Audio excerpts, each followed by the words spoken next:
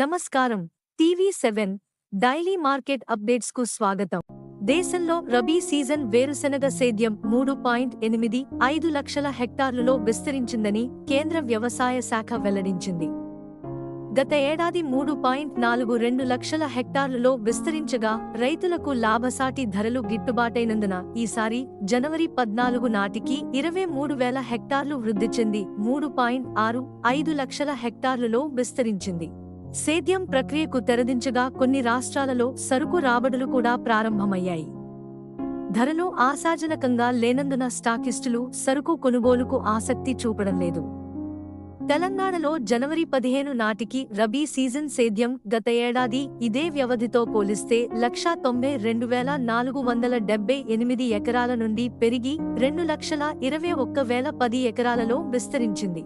కొత్త సరుకు మార్కెట్లకు పోటెత్తుతున్నది. ప్రస్తుతం గుజరాత్, రాజస్థాన్, కర్ణాటక, తమిళనాడు, ఆంధ్రప్రదేశ్, తెలంగాణ తదితర ఉత్పాదక రాష్ట్రాలలో ప్రతిరోజు 3 లక్షల బస్తాల కొత్త సరుకు రాబడి అవుతున్నది. గుజరాత్లోని అన్ని మార్కెట్లలో కలిసి ప్రతిరోజు 50 నుండి 60 వేల బస్తాలు, ఉత్తరప్రదేశ్ 50 నుండి 60 వేల బస్తాలు, ఇలాంటి మరిన్ని అప్డేట్స్ కోసం 90,000 బస్తాలు ఉండండి. మధ్యప్రదేశ్ 60 నుండి